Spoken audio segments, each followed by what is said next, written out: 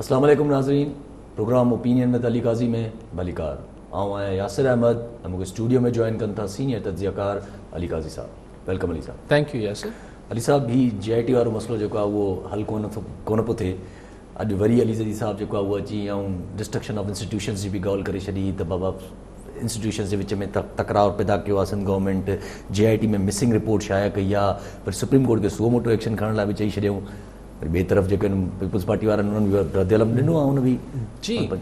अली ज़ैदी साहब basically इहो चयो आहे त ही जेको रिपोर्ट जारी कई आहे home department Sindh government Uzair Baloch ऐं ॿियूं हुन में बल्दिया वारी ॻाल्हि नथो करे, उज़ैर बलोच जी स्पेसिफिकली, त उन में अली ज़ैदी साहब चवनि था त इनकम्प्लीट आहे, यानी हिन में शयूं जेके आहिनि हू विच मां उॾायूं वयूं आहिनि। हाणे जा कई बारीकियूं आहिनि, छाकाणि त सिंध गवर्नमेंट वारा चवनि था बाबा हर सुफ़े ते साइन थियल आहे। जेको अली ज़ैदी शो करे हिसाब शो कनि पिया हुनमें रुगो 4 शयूं आहिनि जेके फेडरल इदारा आहिनि, ISI, MI, IB ऐं रेंजर्स। त अली ज़ैदी साहब जो मौक़िफ़ आहे त ही जेका आहे असुल रिपोर्ट इहा हुई जेका बकौल अली ज़ैदी साहब जे 43 सुफ़नि जी हुई, पर हुनखे जेको आहे टेम्परिंग कई वई आहे। टेम्परिंग खे पाण हेर फेर बि चई सघूं था। टेम्परिंग जो लफ़्ज़ टेम्परिंग हुननि इस्तेमालु न कयो आहे, लेकिन जेको सेंस आहे अली ज़ैदी जो साहब जो त सिंध गवर्नमेंट हिन JIT रिपोर्ट में टेम्परिंग कई आहे। टेम्परिंग खे पाण हेरा फेरी बि चई सघूं था, जालसाज़ी बि चई सघूं था। त बेसिकली हू इल्ज़ाम सिंध गवर्नमेंट ते लॻाए पियो त रिपोर्ट्स में जालसाज़ी थी आहे, हेरा फेरी थी आहे, टेम्परिंग थी आहे, जेका रिपोर्ट हुई उहा न थी आहे। हाणे हिन में ख़ुदि अली ज़ैदी साहब चयो त 43 सुफ़नि जी रिपोर्ट हुई JIT जी, जेका अॼु सोशल मीडिया ते जारी करे छॾींदसि। सिंध गवर्नमेंट जेका जारी कई ही रिपोर्ट उहा आहे 35 सुफ़नि जी, पर अली ज़ैदी साहब जेका पोइ सोशल मीडिया ते ऐं सहाफ़ियुनि में विरहाई जेका रिपोर्ट, हुनजी जेके PRO जी मिनिस्ट्री वारे, हुन 43 सुफ़नि मां ख़ुदि अली ज़ैदी साहब 20 सुफ़ा विरहाया आहिनि। 23 सुफ़ा जेके आहिनि अली ज़ैदी साहब बि लीक न कया आहिनि। छा कहिड़ी रिपोर्ट। हाणे में खोड़ सारा सवालात नंढा नंढा त खोड़ सारा आहिनि जेके मिसाल सईद गनी सवाल न मुर्तज़ा वहाब सवाल उथारियो, जॾहिं पीपल्स पार्टी पोइ जवाबी कार्रवाई कई आहे प्रेस कॉन्फ्रेंस में, त भई अली ज़ैदी ॿुधाए त हिनखे रिपोर्टूं ॾे केरु थो। सवाल त आहे, लेकिन बुनियादी नोयत जा 2 सवाल आहिनि जंहिं ते पोइ पाण बाक़ी त हुनजी बारीकियुनि ते ॻाल्हायूं था। त भई अगरि अली ज़ैदी साहब चए थो त हीअ रिपोर्ट में टेम्परिंग थी आहे, जालसाज़ी थी आहे, लिफ्ट थियो आहे, ॿिए थियो आहे, इनकम्प्लीट रिपोर्ट सिंध गवर्नमेंट ॾिनियूं आहिनि, त यार पोइ वरी हथ ॿधी हीअं करे चए थो त चीफ जस्टिस साहब जिन जो तालुक़ु पिणु कराची सां आहे, हू महिरबानी करे हिन जो सुओ मोटो पाण मुरादो नोटिस वठनि। भई अगरि तव्हां ऐं अली ज़ैदी चओ हुन में पेश थियण लाइ तयारु आहियां, ऐं पंहिंजी शइ साबित करे छॾींदसि, हीअ थींदो। सो सवाल इहो आहे त अली ज़ैदी साहब फेडरल वज़ीर आहे यार, ऐं अॼु शाम जो प्रेस कॉन्फ्रेंस कई त सुबुह जो वज़ीर आज़म सां मिली बि आयो आहे। वज़ीर आज़म हुनखे बकौल अली ज़ैदी जे पूरी सपोर्ट जो आसरो बि ॾिनो आहे। त भाई सिंपल ॻाल्हि आहे त तव्हां चीफ जस्टिस खे छो अपीलूं कयो पिया त पाण मुरादो नोटिस वठो। मुंहिंजो सवाल सिंपल आहे त फेडरल हुकूमत हिन JITs जी कॉन्ट्रोवर्सी खे या ही जेको मुतनाज़ा या तकरारी थी वियूं आहिनि, हिन लाइ फेडरल हुकूमत पाण मुरादो नोटिस वठण जी अपील करण बदिरां सुप्रीम कोर्ट खे हिकिड़ी जुडिशियल कमीशन छो नथी ठाहे छॾे? फेडरल हुकूमत हिकिड़ो जुडिशियल ट्रिब्यूनल छो नथी ठाहे छॾे? रिक्वेस्ट त मोकिले सघे थी न, जंहिंखां पोइ हिकिड़ो जज या 2 जज मुक़ररु थींदा ऐं हू इंक्वायरी करे वठनि ऐं हुन में उन्हनि अफ़सरनि खे घुराए वठनि जिन्हनि हिन ते सहियूं कयूं आहिनि त भई तव्हां जेके सही कई आहे उहा कहिड़ी वारी रिपोर्ट सही आहे जेका सूबा सिंध हुकूमत ॾिनी आहे या ॿी ॾिनी आहे। सो अगरि उहे रिपोर्ट्स आहिनि त हू जज साहिबान त घुराए सघनि पिया। त जज साहिब खे मतिलबु अदालतनि खे फेडरल हुकूमत लिखी दरख़्वास्त मोकिले त बाबा जुडिशियल कमीशन ठाहे छॾियो, ट्रिब्यूनल ठाहे छॾियो, दूध का दूध पानी का पानी थी वेंदो। पर अगरि इहो बि नथा करे सघनि त भई अगरि खंड जे बहिरान ते तव्हां JITs ठाहे सघो था, अटे जे बहिरान लाइ JIT फेडरल हुकूमत ठाहे सघे थी, त कहिड़ी JIT सची आहे, सूबाई हुकूमत वारी या अली ज़ैदी वारी? हिन भला हिकिड़ी JIT ठाहे छॾियो जेको हिकिड़े पासे करे। सो हिकिड़ो त मेजर सवाल वफ़ाक़ी हुकूमत लाइ उभरे थो त भई पोइ तव्हां मिंथू छो पिया कयो, त अपीलूं छो पिया कयो त अदालत हिन जो पाण मुरादो नोटिस वठे, तव्हां जुडिशियल कमीशन ठाहिण लाइ दरख़्वास्त करे सघो था, न त GIT त ठाहे सघो था जेको जांच करे वठे कहिड़ी सची आहे। सूबाई जेको पीपल्स पार्टी वारनि लाइ जेको मुंहिंजे ज़हन वॾे वॾो सुवाल उभरे थो त अगरि इहे ई रिपोर्टूं आहिनि जेके ज़ाहिर थियूं आहिनि, सिंध हुकूमत जेके ज़ाहिर कयूं आहिनि उज़ैर जियूं ऐं ॿियूं, त इहे त ॾाढी पीपल्स पार्टी जी नुक़्ता नज़र सां त इहे बेज़रर क़िस्म जी हिकिड़ी तमामु हिकिड़ी रिपोर्ट्स आहिनि जंहिंमें पीपल्स पार्टी जे कंहिं लीडर जो कंहिंजो ई नालो कोन्हे। सो अगरि इहे रिपोर्ट सही आहिनि, चलो मञूं था सही हूंदियूं, सिंध गवर्नमेंट चए पई त यार 2017 खां तव्हां हाईकोर्ट में अली ज़ैदी केस कयो, तव्हां मुसलसल मुखालफ़त कंदा आहियो, हिन रिपोर्टनि में तव्हांजो छा पियो वञे? बल्दियाली में बि MKM ॼाणे जो कमु ॼाणे, ऐं उज़ैर बलोच ऐं निसार मुराइवरी में तव्हांजो नालो ई न आहे त बसि ख़तमु थी न ॻाल्हि। तव्हां 2017 खां हिन खे हाईकोर्ट में कंटेस्ट पिया कयो, सिंध गवर्नमेंट कंटेस्ट बि करे त न न इहे ज़ाहिर न कंदासीं, ज़ाहिर न कंदासीं। पोइ फेबरवरी में हिन साल 20 में हाईकोर्ट हुकुम ॾिनो त तव्हां यानी सिंध हुकूमत वञी सुप्रीम कोर्ट में अपील कई आहे।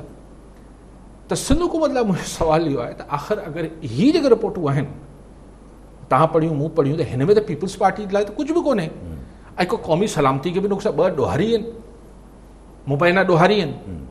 अञा उहो फ़ैसिलो कोन थियो आहे त उज़ैर बलोच ऐं निसार मुराई ॾोहारी बि आहे या न आहे, GIT सां इहो को हुन ते थी नथो वञे, लेकिन मुबैना ॾोहारियुनि जी हिकिड़ी रिपोर्टूं हुयूं।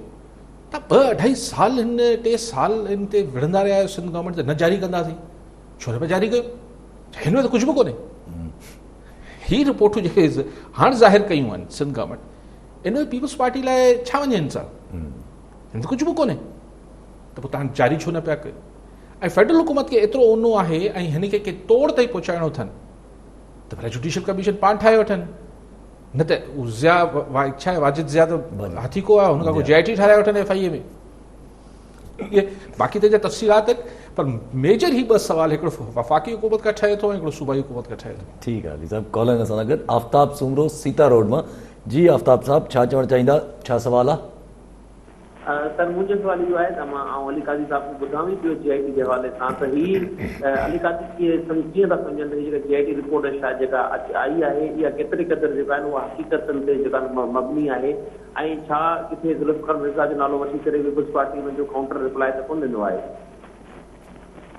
ठीकु आहे सुमित साहब, जेका हाणे कहिड़ी रिपोर्ट जो तव्हां मूंखां पुछो पिया, हिकिड़ी रिपोर्ट सिंध हुकूमत जारी कई आहे, उन में ज़ुल्फ़िकार मिर्ज़ा ऐं ही नाला आहिनि। हिकिड़ी जेको अली ज़ैदी रिपोर्ट दावा करे थो त हुन वटि जेका रिपोर्ट आहे 4 सहीहनि वारी, उहो उन रिपोर्ट में पीपल्स पार्टी जी क़यादत जा बि नाला आहिनि, सभिनी जा नाला आहिनि ऐं पोइ शयूं आहिनि।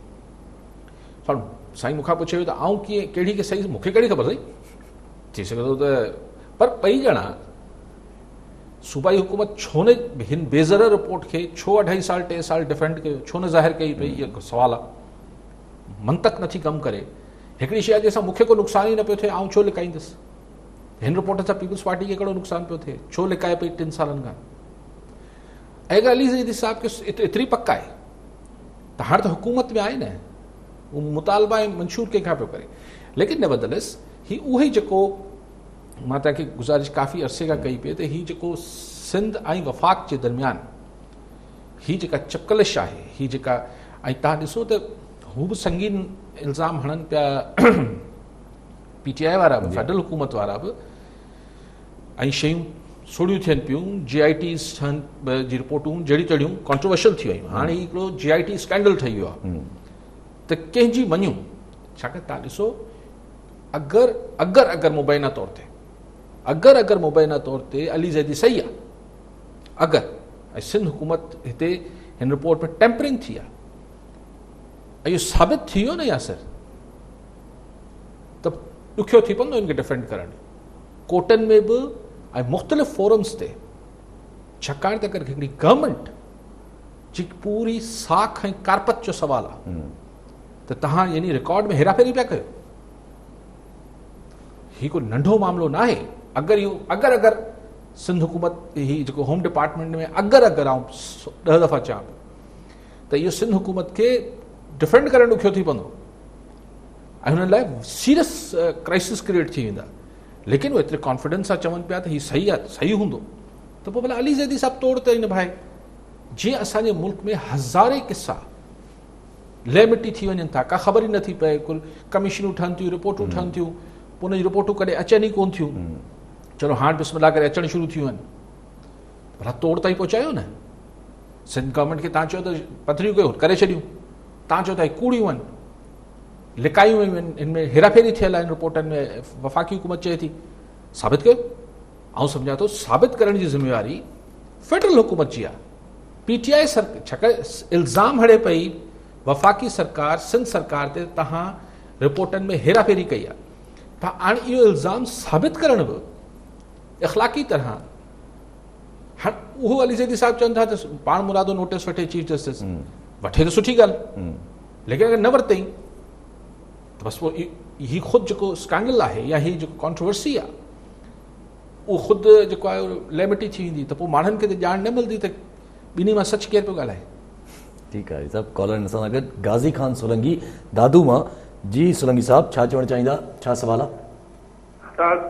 साईं खे मुबारक, तमामु घणे अरसे खां पोइ स्क्रीन ते आयो आहे, साईं जो मीडिया जो वॾो किरदारु रहियो आहे, ऐं साईं खे लख मुबारक, ॿीहर सिंध खे टाइम ॾिनो आहे जी। ऐं गुज़ारिश आहे त GIT अली साहिब खे ख़बर आहे त GIT पाकिस्तान में, पाकिस्तानी सरकार में, पाकिस्तानी रियासत में GIT कहिड़े असर सां GIT कुझु बि कोन हूंदियूं आहिनि, ऐं पंहिंजी मनपसंदि जेको आहे माण्हुनि खे बचाईंदा आहिनि, पर असीं सिर्फ़ु अली साहिब खे मुबारक था ॾियूं त हू ॿीहर अची सिंध में पंहिंजो किरदारु अदा कंदा।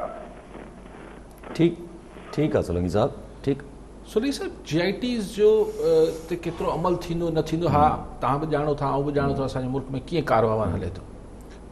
सो अगरि त हीअ जेका GIT सिंध सरकार जारी कई आहे, मञूं कहिड़ी खे सोलंकी साहिबु, त मसइलो इहो न आहे त GIT सां को फ़र्क़ु पइजी वेंदो, को बि क़ानूनी घणो फ़र्क़ु कोन पवंदो, पर हाणे जेको नओं तकरार पैदा थी वियो आहे उहो इहो न थियो आहे त उज़ैर बलोच छा चयो आहिनि, ॻाल्हि इहा आहे त GIT कहिड़ी सची आहे। छाकाणि त इहो इल्ज़ाम फेडरल हुकूमत हयो आहे, जेकॾहिं मिनिस्टर हयो आहे, सो हाणे इनखे तोड़ ताईं निभाइणु घुरिजे।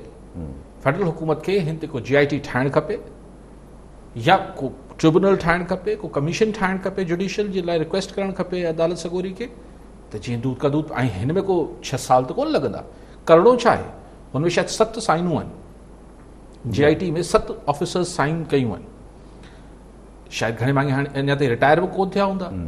हीअ असांजे मुख़्तलिफ़ ॻुझनि इदारनि जा ऑफिसर्स आहिनि, ऐं ॿिया पुलिस जा हिननि जा आहिनि, हिननि खे सॾे वठिजे, अदालत सॾे। हीअ त मुंहिंजे ख़्याल आहे त 4-5 ॾींहंनि में ॻाल्हि चिठी थी वेंदी, हुन ऑफिसर्स खां ऑन ओथ पुछिजे त भई असुलु GIT कहिड़ी हुजे त तव्हां साइन कई, छाकाणि त हर सुफ़े ते साइन थियल आहे। हाणे मसइलो इहो आहे त छा अगरि को जालसाज़ी थी आहे त हर सुफ़े ते जाली दस्तख़त बि थिया आहिनि छा?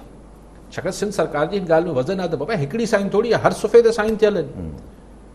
हुन जी ॻाल्हियुनि में तासुर इहो अचे थो छाकाणि त लफ़्ज़ विच मां ग़ाइब थियल आहिनि, लाइननि जी ईअं त माना रीटाइप थी आहे रिपोर्ट जेका अली सिंध गवर्नमेंट वारी आहे।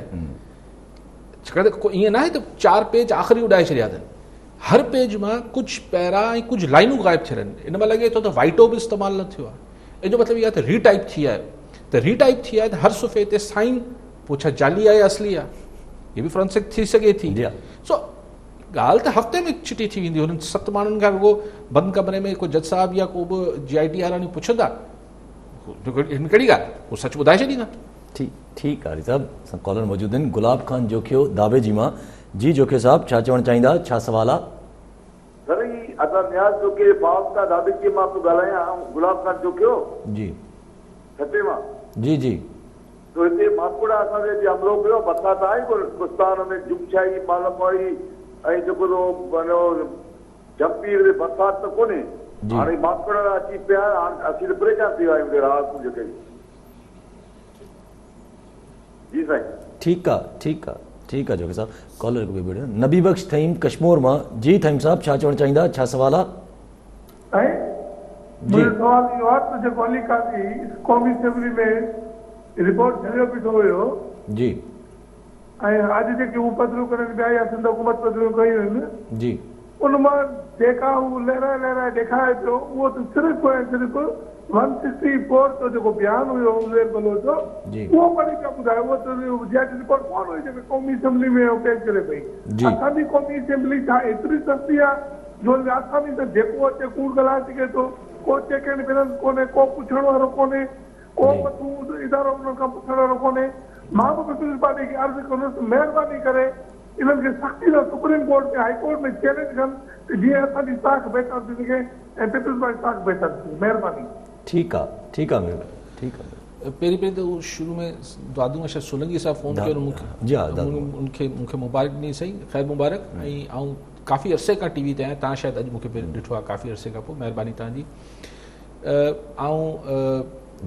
ढाबे जी मां जेको जोखियो साहब हो उन ते पोइ थो अचां। पहिरीं थईम साहब जेकी ॻाल्हि कई त जीअं हुननि पीपल्स पार्टी जी क़यादत खे सलाह ॾिनी त हिननि खे हाई कोर्ट ऐं सुप्रीम कोर्ट में छॾे। बिल्कुलु इहो बि थी सघे थो, मां त इहा ॻाल्हि इन करे न पियो कयां छाकाणि त आउं त चाहियां पियो जेको इल्ज़ाम हणे पियो भले हू साबित करे, पर अगरि पीपल्स पार्टी खे 100% पक आहे त इहे ज़रूरु पको थिए मतिलबु हुननि खे ज़ाहिर पक आहे तॾहिं हुन रिपोर्ट ॾिनियूं त हीअ रिपोर्ट्स असली आहिनि, हिन में को टेम्परिंग न थियल आहे।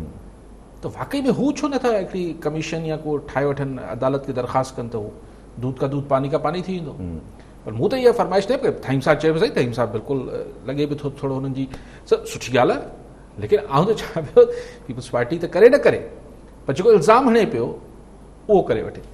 साईं जेको जोखियो साहब माकड़नि जी ॻाल्हि कई ढाबे जी मां, आउं त करे करे हाणे इहो सोचणु शुरू थियो आहियां त जीअं कोरोना खे, कोविड-19 खे पाण छा दुनिया में कोई बि कुझु न करे सघियो, को वैक्सीन न ठही, कुझु न थियो, त पोइ हाणे हिकिड़ी हर्ड इम्यूनिटी थिए पई, जेको शुरू में ॻाल्हि थींदी त बाबा पाणे थोरी थोरी सभिनी खे थींदी, ऐं पोइ आस्ते आस्ते हिकिड़ी अक्सरियत खे, दुनिया जी आबादी खे बिना वैक्सीन जे हिकिड़ी इम्यूनिटी अची वेंदी त बाबा हुनजे अंदरि जिस्म में हुनजा एंटीबॉडीज़ ठही वेंदियूं। त हिन में को डॉक्टर मेडिकल साइंस जो कमाल न थियो, पाणे थी ऐं पाणे कुदरती निज़ाम सां जो दफ़ा थी वियो। त हर्ड इम्यूनिटी जंहिंखे चइबो आहे त पाणे ठीकु थी विया माण्हू, थींदा वेंदा। ईअं ई शायदि माकड़ खे बि छॾियो वियो आहे, पर माकड़ जी त हर्ड इम्यूनिटी न थींदी न, हुनजी इहा इम्यूनिटी थींदी त फसलूं खाए नास करे छॾींदी। ऐसी चवंदासीं असीं लॻा पिया आहियूं, ॾिसो न पिया असांजी हीअ 4 फील्ड में हिते टीमूं पियूं कमु कनि, 4 लॻा पिया आहियूं केबला, तव्हांखे मञता कोन्हे, मञो थी हाणे चवंदा सही मञो थी कोन्हे, असांजी 10 टीमूं हुते बि, अरे बाबा हिन जो मसइलो एरियल स्प्रे जो हू त न थियो। हाणे ढाबे जी बि माकड़ खाए पई, बदीन हिन पासे सजावल वारे पासे सॼो लाड़ जेको आहे, उहो ई हिते कई क्राइसिस आहिनि सॼे सिंध में आहिनि। हाणे हुननि जो जेको थोरो घणो फसल हो उहो माकड़ खाई वेंदी, ऐं सरकार चए थी लॻा पिया आहियूं, फेडरल सरकार त हथ कढी बीह रही आहे। उहो जदीद अलाए NDA में बि हो, सभु कुझु हुयूं, पर उहे शयूं अलाए किथे हली वियूं। सिंध सरकार चए थी असीं लॻा पिया आहियूं, मञो थी कोन्हे, पर मञो थी सही ईअं ई आहे जीअं कोविड-19 पाणे ख़तमु थी वेंदी, हर्ड इम्यूनिटी जे तहत माण्हुनि खे सभिनी खे थोरी थोरी, कंहिंखे छिक ईंदी, कंहिंखे खंघि थींदी, थोरो बुखार थींदो आहे, पोइ माण्हू जंहिंखे ख़ुदा न ख़ास्ता मरणा हूंदा मरी वेंदा ऐं बाक़ी सर्वाइव करे वेंदा। सो हिन में को इंसान ज़ात जो कमाल त न थियो। ईअं ई माकड़ जॾहिं सभु फसल नास करे वेंदी की ॿिए पासे हली वेंदी त हली वेंदी, पोइ हिन में सरकार कहिड़ो कमाल कयो, ॿिन्ही सरकारनि, फेडरल ऐं प्रोविंशियल। ठीकु आहे अली साहब नून लीग जा अॻवान जेके आहिनि, थोरी देरि पहिरियां जेको मीडिया सां ॻाल्हाईंदे हुननि चयो त भई इमरान ख़ान जी गवर्नमेंट हुननि पूरो तक़रीबन माना पूरो साॻियूं ॻाल्हियूं पिया दोहरायूं त माफ़िया खे सपोर्ट करे थो पियो ऐं इमरान ख़ान खे वञणु खपे। तव्हां टॉपिक चेंज पिया कयो, थोरी पहिरियां अञा GITs जेको अॼु पाण लका ॾिठा, हुन ॾिसो सीरियस शयूं थियनि पियूं। अॼु मुर्गो हाणे पीपल्स पार्टी सईद गनी साहब, पोइ रेहाम ख़ान, फलाणा, things have become so personal, शयूं पर्सनल, पहिरीं पर्सनल थियल हुयूं। हुन पासे खां बि आउं नथो चवां फेडरल गवर्नमेंट चवंदी असीं न पिया कयूं, पर चीफ मिनिस्टर खे 6 जुलाई ते सॾियो वियो हो, मुराद शाह साहब खे, पोइ शायदि मसरूफ़ आहे, हाणे वरी सुभाणे 8 ते तलब थिया आहिनि, ॾिसूं वञनि था या नथा वञनि। ईअं ई आसिफ़ ज़रदारी साहब, हू त हाणे अदालत जो मामिलो आहे, उन्हनि खे जेको आहे फ़र्द जुर्म आयद करण जी ॻाल्हि थिए पई, शयूं लॉक थींदियूं वञनि पियूं। हाणे हू टैक्स न पिया वठनि, हू ॿिया कम पिया कनि, शयूं गंभीर खां गंभीर थींदियूं वञनि पियूं। ऐं कुझु ॻाल्हियूं जेके आहिनि उहो इमरान ख़ान साहब या PTI वारनि लाइ बिल्कुलु बिलो द बेल्ट हूंदियूं, जंहिंमें हू जेका ख़ातून हुई अमेरिका वारी, हुनजो ज़िक्र ऐं ॿियो रेहाम ख़ान, ही पर्सनल आहे न, ठीकु आहे। सो शयूं पर्सनल थियनि पियूं ऐं इहो सम्झण त इहो 3 साल ईअं किसो हलंदो।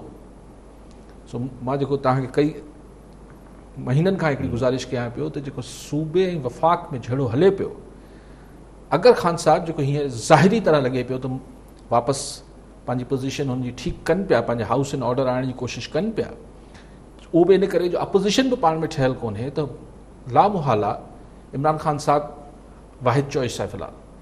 अगरि इमरान ख़ान साहिबु अञा स्ट्रेंथन थियो त देर सवेर हू सिंध गवर्नमेंट में हथु विझंदो ऐं हीअ सभु हिकिड़ी शयूं ठहनि पियूं ऐं हेतिरो पर्सनल जेतिरो थींदो वेंदो मामिलो, ऐं सूबे ऐं वफ़ाक़ ही ॻाल्हियूं कई हल्कनि खे तमामु घणियूं नागवार गुज़रंदियूं हूंदियूं। ऐं पाण ॾिसूं था त बिना नागा, विदाउट एनी गैप, हिकु ॾींहं जी साई बि नथी अचे त को न को इशू अहिड़ो आहे जंहिं ते सूबो ऐं वफ़ाक़ टकरा में आहे। ठीकु आहे, ठीकु आहे। सभु अगरि ईअं सोचियो वञे त उहे जेके हल्का जंहिंखे बुरो लॻी ॻाल्हि, त सवाल इहो आहे त पोइ उहे हल्का कहिड़ी साइड बीहंदा? न, ज़ाहिरी तरह त ॾिसो न, उन्हनि हल्कनि जे करे ई हीउ सेटअप हले पियो, मथे बि हेठि, लेकिन हेठि वारा जेके सूबे वारा आहिनि हू ज़ाहिरी तरह चवनि था त असां सां नाजाइज़ी थिए पई, असां ते केसिस बि हलनि पिया, असांखे रिलीफ न पियो मिले, असांखे शयूं न पियूं थियनि, ऐं हुननि जी ॿोली ऐं थोरो सो मिसाल इहो जेको इशारो कनि पिया मुर्तज़ा वहाब त ही GIT की रिपोर्ट्स आपको किसने दी हैं, तो जिसने दी है उनको समझ में नहीं आ रहा क्या? या बिलावल भुट्टो ज़रदारी साहब जेको आहे NDA में चेयरमैन जे लाइ हू मेजर जनरल आहिनि, सिटिंग वर्दी में आहिनि, उन चवनि था त उनखे बयान न ॾियणु खपनि, गैर सरकारी बयान ऐं खोड़ सारी ॿियूं ॻाल्हियूं। सो मूंखे ख़बर न आहे केरु किथे बीहंदो, लेकिन बहरहाल फेडरल सरकार हूंदी आहे। अगरि हू जीअं हिकिड़े पिंडी इस्लामाबाद जीअं हिकिड़े पेज ते नज़र अचनि था, सिंध सरकार लाइ शयूं ॾुखियूं त थी सघनि थियूं ऐं थींदियूं वेंदियूं। ठीकु आहे अली साहिबु इहो तव्हां खां मां ॿी लाइ सवालु कयां पियो त उन्हनि जे कुझु पंहिंजा ख्वाजा आसिफ़ साहिबु ऐं सैद इक़बाल साहिबु जेका वापसि ॻाल्हियूं दोहरायूं, पंहिंजे हिते माफ़िया जेके सरपरस्ती करे रहिया आहिनि, उन्हनि बि चयो त इमरान ख़ान खे हाणे बसि वञणु ही बसि उन लाज़वाल आहे, ॿियो को ऑप्शन ई न आहे। पर उन्हनि इहा बि ॻाल्हि कई त सॼो जेको डामाडोल सिस्टम लॻो पियो आहे, उन्हनि जी सॼो ब्यूरोक्रेसी जो जेको आहे फीथो जेको आहे उन्हनि रोके छॾियो आहे, भई या त तब्दीलियूं कनि की हिकिड़े खे किथे टिकट नथा ॾियनि त कमु कीअं हलंदो? न, इहो मसइलो त आहे न, मसइलो त आहे त हीउ जेको स्टाइल ऑफ गवर्नेंस आहे, त जेके तबिका आहिनि जेके बेसिकली देखो मईशत में तव्हांजो अहम हिकिड़ो तबिको हुजे थो जेको तव्हांजा वापारी कारोबारी माण्हू आहिनि, उन्हनि खे तव्हां 2 सालनि में टैक्सिस हणी, कॾहिं नैब खां डिॼारे, कॾहिं FIA खां डिॼारे उनखे साणो करे छॾियो अथव। Bureaucracy, of course bureaucracy is important, ठीकु आहे, ब्यूरोक्रेसी खे ईअं सफ़ा आज़ादु गवर्नमेंट न छॾींदियूं आहिनि, लेकिन बहरहाल तव्हां हुननि खे हिकिड़ो पीस ऑफ माइंड सां कमु करणु ॾींदा आहियो, तॾहिं हू डिलीवर कंदा आहिनि। हर 3 महीननि में 3 चेयरमैन FPR आयो आहे, उहो बि वक़्ती आहे। हाणे तव्हांजी इकॉनमी, तव्हांजी मईशत, तव्हांजी टैक्सनि जी उगाड़ी सभु हिकिड़ो वॾो मसइलो बणियलु आहे, ऐं टैक्सनि जी उगाड़ी जो जेको कैप्टन आहे, चीफ आहे, यानी चीफ ऑफ FPR, उहो 3 महीननि में 3 आयो आहे, उहो वक़्ती आहे। हुन जेको हींअर वक़्ती चेयरमैन वेठो हूंदो चवंदो मां त 3 महीननि लाइ वेठो आहियां। सो इहा तनक़ीद ग़लति न आहे फेडरल गवर्नमेंट ते, मुख़्तलिफ़ हल्का मीडिया में ॾिसो, अजीब हिकिड़ी बेयकीनी आहे।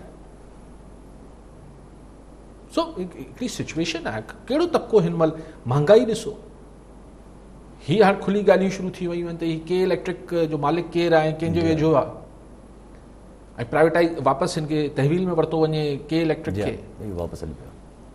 सी त शयूं मतिलबु हीअ जेके तनक़ीद नवाज़ लीग वारा कनि पिया, हीअ हिकिड़ी ॿिए पैराए में कनि पिया त यार अचो मुल्क बचायूं, मुल्क खे वापसि इस्तेकाम ॾियारियूं। पर अॼु हिकिड़ी मीडिया में मूं जेके ख़बर ॾिठी, ज़रियनि वटां हुई, ख़ुदा ख़बर सही आहे या ग़लति, त पीपल्स पार्टी ऐं नवाज़ लीग में वरी वेछा थी विया आहिनि। शायदि ज़रिया हुन उर्दू मीडिया ते ईअं हो त शायदि बिलावल भुट्टो ज़रदारी साहिब खे इहो तहफ़ुज़ात आहिनि त नवाज़ लीग APC ऐं ॿियनि मामलनि ते उहे मोट न पई ॾे जीअं हुनखे ॾियणु खपे। हाणे हिन महिल बिलावल साहिब जो ख़्यालु हूंदो, पीपल्स पार्टी क़यादत जो ख़्यालु हूंदो त यार हींअर असां थोरो सिधो फोकस में अची विया आहियूं फेडरल हुकूमत जे, त थोरो APC थींदी त थोरो हिकिड़ो माहौल जुड़ंदो, गॾियल अपोज़िशन जो, त प्रेशर असां तां रिलीज़ थींदो। थी सघे थो त नवाज़ लीग वारा चवंदा न ठीकु आहे फ़िलहाल असीं त ठीकु आहियूं, मिसाल थी सघे ज़ाहिर आहे हर को पंहिंजे मुफ़ादात पंहिंजी दुकान हलाईंदो न। ऐं थी सघे थो त नवाज़ लीग वारनि खे किथां को सिग्नल्स हुजनि त बसि तव्हां प्रेस जी हद ताईं बयान ॾींदा रहो ऐं ॼाण कुझु शयूं ठीकु थी वेंदियूं, थी त सघे थो। ऐं नवाज़ लीग आहे त पॉसिबल त आहे न को बि पार्टी हुजे, हींअर अगरि पीपल्स पार्टी खे इंडिविजुअली चवंदो ॿियनि खे छॾियो तव्हां सां सेटल कयूं था त पीपल्स पार्टी इनकार कंदी छा? मौलाना फज़ल रहमान इनकार कंदो छा? केरु इनकार कंदो? कोई बि इनकार न कंदो। ठीकु आहे, ठीकु आहे साहब। ऐं सभु शायदि काका नवाज़ी जेको आहे कल्ह जेको आहे तव्हांजी इहा ई ॻाल्हि लॻे थो, इन मां बि इहो ई तासुर अचे थो पियो त शायदि काका नवाज़ी साहब कल्ह हिकिड़े प्रोग्राम में वेही चवणु लॻा त भई मैं नहीं समझता कि -1 मुमकिन है और मैं ये भी नहीं समझता कि इमरान खान की पार्टी से कोई उनको तब्दील मतलब उनकी जगह ले सकता है। उन्होंने ये चयो तो इमरान खान साहब अगर अपना मुंह बंद रखे तो 50% मसले हल हो सकते हैं। आखिरी बात तो वो टोक कहीं तो भाई थोड़ो ये स्लिप ऑफ टंग करना है इमरान खान साहब, लेकिन ये कहना कि उनकी जगह रिप्लेसमेंट कोई नहीं आ सकती है, ये कोई हतमी बात तो नहीं है। होने को तो बहुत कुछ हो सकता है। खाकान अब्बासी साहब खुद क्या कभी तस्वर किया था कि नवाज शरीफ की जगह जो है खाकान अब्बासी साहब वजीर आजम बन जाएंगे? तो होने को तो बहुत कुछ हो जाता है हमारे मुल्क में, लेकिन हाँ खाकान अब्बासी साहब कॾहिं पाण वज़ीर आज़म कॾहिं सोचियो त थींदो? नवाज़ शरीफ डिस्क्वालीफाई थियो थी विया। सो ईअं खोड़ शयूं जेके आहिनि उहे कॾहिं कॾहिं थी त सघनि थियूं। अली साहब नवाज़ शरीफ अगरि जे PMLN आहे पोइ PMLN मां जी हाणे थोड़ी सियासत जेका आहे उहा चेंज बि थी वई आहे। पहिरियां उन्हनि जूं ॻाल्हियूं जेके आहिनि वॾी ज़ोर सां अचनि पियूं, वरी हाणे थोरो थमणु शुरू थी वियूं आहिनि। पोइ इहा ॻाल्हि जेका तव्हां हाणे कई ज़राए वटा जेका ख़बर पई आहे त पीपल्स पार्टी ऐं हुनजे विच में जेको आयो आहे इन जो आहे मुमकिन आहे इहा शइ त आहे न? मुमकिन त सभु कुझु आहे पर ज़रूरी न आहे त ईअं हुजे बि। ॾिसो नवाज़ लीग वारा ख़ुदि बि त हिन कंफ्यूजन जो शिकार आहिनि न, जीअं कल्ह बि पाण डिस्कस कयो पिए त आख़िर छा डिमांड कजे। खाकान अब्बासी साहब इहो बि चयो त भई -1 न थींदो, थींदो त पूरी माइनस तहरीक इंसाफ़ थींदी, यानी तहरीक इंसाफ़ वारा अपोज़िशन में वेहंदा, हींअर जेका अपोज़िशन में वेठा आहिनि इहे हुकूमत में अची वेंदा, नेशनल गवर्नमेंट। पर थी सघे थो नवाज़ लीग वारा सोचींदा हुजनि त यार थोरो इंतज़ार था करे वठूं। हीअं पंजाब में हुननि जी पॉपुलैरिटी त अनडिस्प्यूटेड आहे न। इवन नवाज़ लीग जा मुखालिफ़ बि इन ॻाल्हि का इनकार त न कंदा त पंजाब में अॼु बि नवाज़ लीग मक़बूल आहे। त चवंदा ठीकु आहे टाइम हलायो, तकड़ कहिड़ी आहे। नवाज़ शरीफ उहे जलावतन आहे, मरियम घर आहे, शहबाज़ बि हाणे घर वेही रहियो आहे, ठीकु आहे तकड़ कहिड़ी आहे।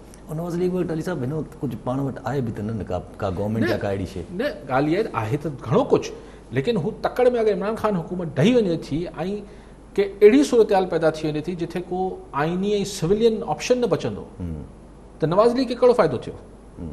हू सम्झे पई त जंहिं ॾींहुं इमरान खान ऐं इस्टेब्लिशमेंट जे विच में वेछा थींदा, इस्टेब्लिशमेंट जी जेका नेचुरल चॉइस हूंदी, जेका ऑब्वियस ऐं नेचुरल चॉइस हूंदी, फितरी हुनजी जेका चॉइस हूंदी इस्टेब्लिशमेंट जी, उहा नवाज़ लीग हूंदी, पीपल्स पार्टी त कोन हूंदी। भले को एंकर कुझु बि चवंदा रहनि, आउं नथो सम्झां, आउं सम्झां थो त जेका बिकॉज पंजाब आहे साईं, हिन में को तासुब जी ॻाल्हि न आहे, हिन में को वॾो सूबो आहे, तव्हांजी इस्टेब्लिशमेंट जी majority belongs to Punjab. Punjab जो पब्लिक ओपिनियन मैटर करे थो, ऐं पंजाब में बि GT रोड जो सही ये भी कोई आउं को एॾी अजीब को ग़लति ॻाल्हि त न पियो कयां, न आउं त को तासुब जी आउं त तजियो त हिन में ग़लति छा पियो चवां। GT रोड में ते जेको ओपिनियन बिल्टअप थिए पियो, जेको राय आम मां GT रोड ते ठहे पियो, उहो नबी सर खां जेको आहे उहो लाड़काणे या हैदराबाद या दादू में जेको ठहे पियो उनजे बराबरि आहे छा? न आहे न। Let's admit this, it's a fact. ग़लति त न पियो चवां। मिसाल सिंध जे अंदरि ई कराची में मुज़ाहिरो गोड़ थी वञे, हुनखे हर कोई अहमियत ॾिए थो, पर तलहार में थींदो त एतिरी अहमियत मिलंदी छा? न थियणु खपे, हिकिड़ी अलॻि बहस आहे। तलहार खे बि ओतिरी अहमियत मिलणु खपे, कराची खे बि ओतिरी मिलणु खपे, GT रोड खे बि ओतिरी मिलणु खपे। थियणु ईअं खपे, पर थींदो त न नेचुरल आहे। रियलिस्ट थी सोचे न, हिकिड़ी हक़ीक़त पसंदि थी ॾिसजे त ऐं ग़लति त कोन पियो चवां। पोइ सभु इहा माना पोइ शेख रशीद वारी उहा ॻाल्हि जेका आहे त शहबाज़ शरीफ़ में एक ही पार्टी कयनि त पोइ माना इहा सही आहे। हिन मां इहो मतिलबु तव्हां कीअं था कढो? आउं त चाहियां थो त शेख रशीद जेका हुनजी ॻाल्हि कई त हिकिड़ी पार्टी जा आहिनि त ज़ाहिर आहे हू अवामी मुस्लिम लीग जो न आहे, हू क्यू लीग जो नवाज़ लीग जो कोन्हे। माना इहो आहे त ॿिन्ही जी जेका मीटिंग पॉइंट आहे उहो किथे पिंडी में आहे, उन हिसाब सां चए पियो हिकिड़ी पार्टी ऐं हिन में बि को राज़ न आहे त इस्टेब्लिशमेंट खे शहबाज शरीफ़ साहब सूट थो करे, इहो को राज़ त कोन्हे।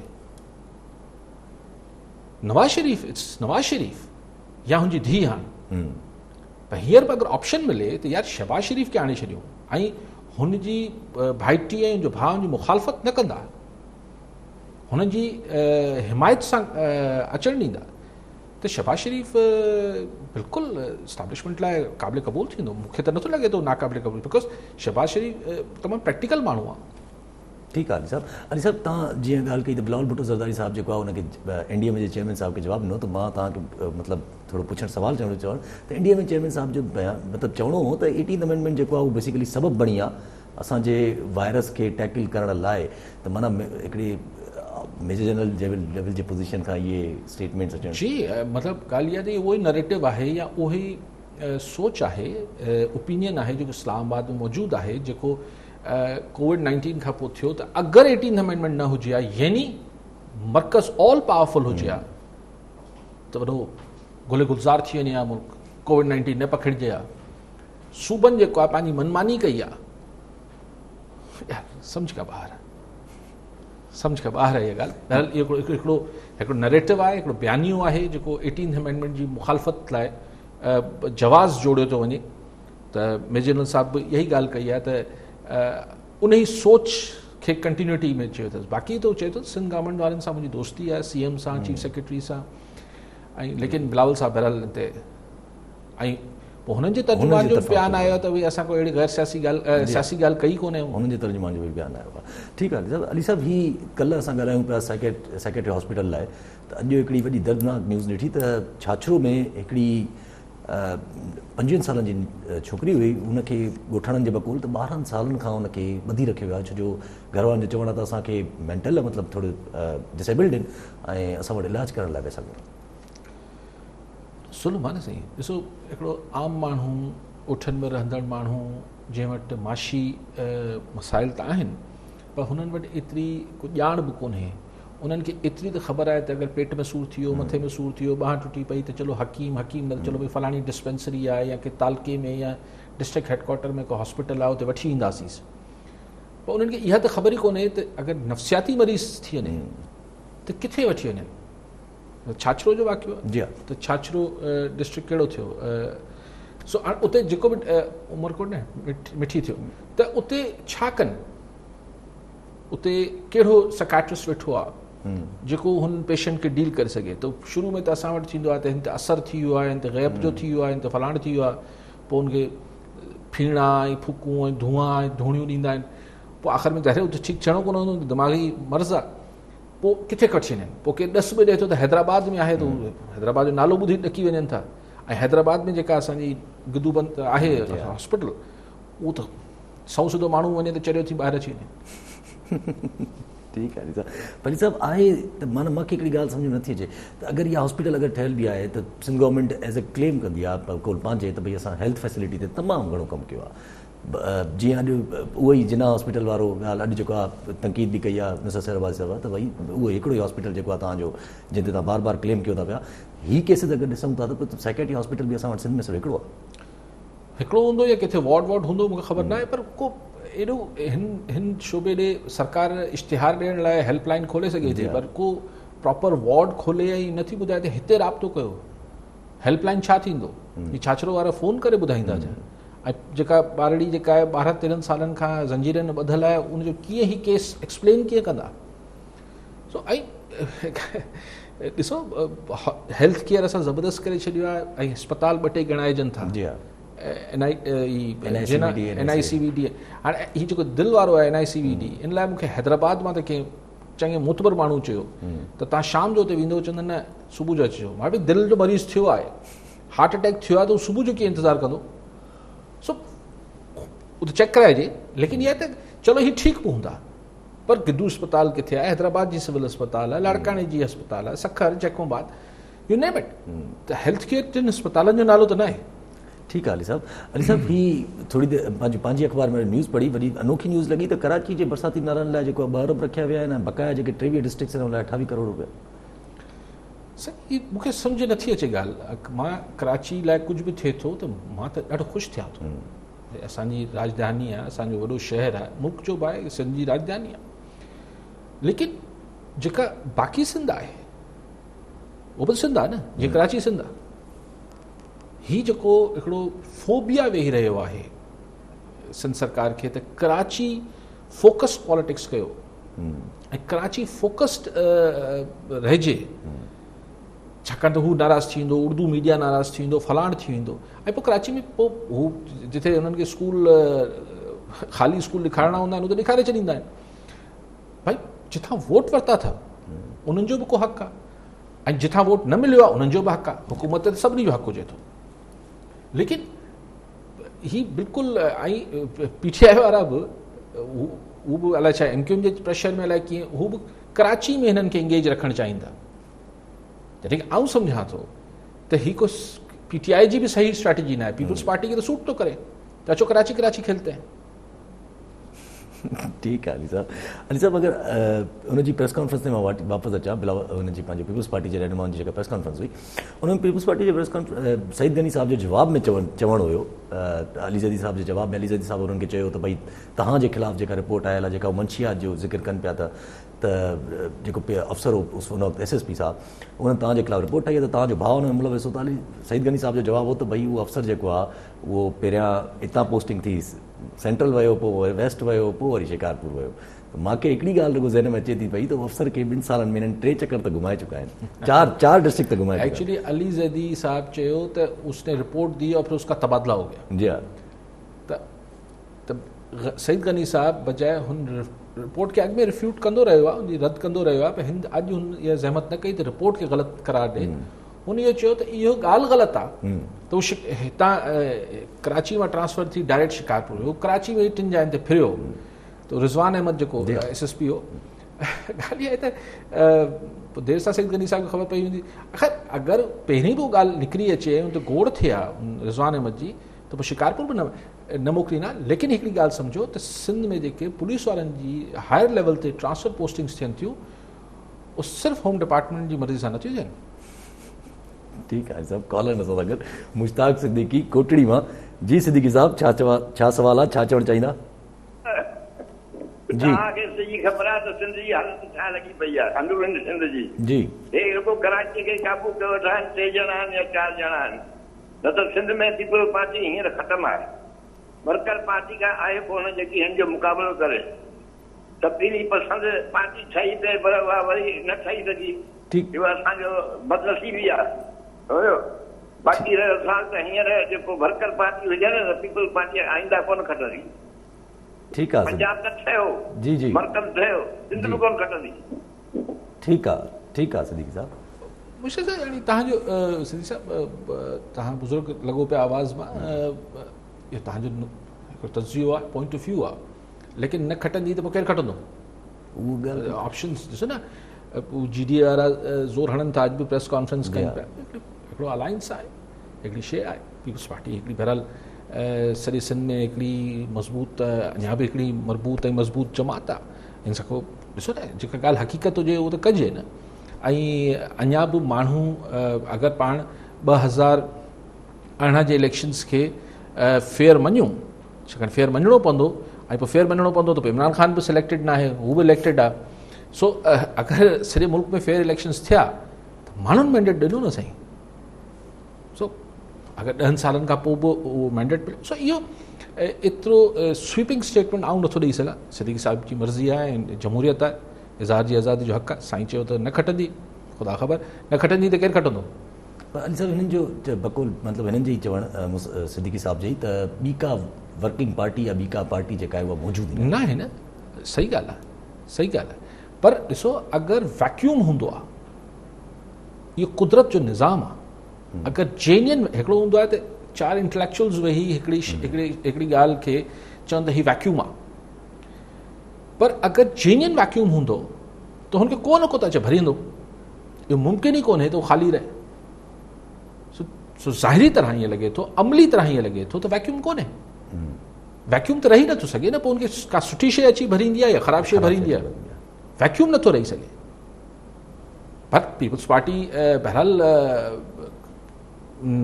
छा बि चऊं हुनजी उहा पॉपुलरिटी ना है जेको 10-12 साल अॻु हुई या मोहतरमा शहीद जे ज़माने में थंबनि खे मतिलबु लिटरली पीपल्स मोहतरमा शहीद थंबे खे टिकट ॾींदी ऐं उनखे वोट पइजी वेंदा ऐं लाड़काणे सिटी मां जेको आहे उहो अब्बासी फैमिली खटे वञे थी पीपल्स पार्टी खां नंढड़ी। सो इहो ख़ुदि पीपल्स पार्टी लाइ हिकिड़ो सोचण जो मुक़ाम त आहे, पर पाण केरु थींदा आहियूं मशवरा ॾियण वारा। पीपल्स पार्टी वारा पाण सोचनि सोचींदा हूंदा असीं कामयाबु थियूं पिया।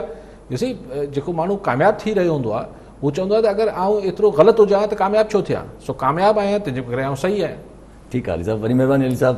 नाज़रीन, इहो अॼु जे प्रोग्राम मां वरी सुभाणे मिलंदासीं। अला भाई।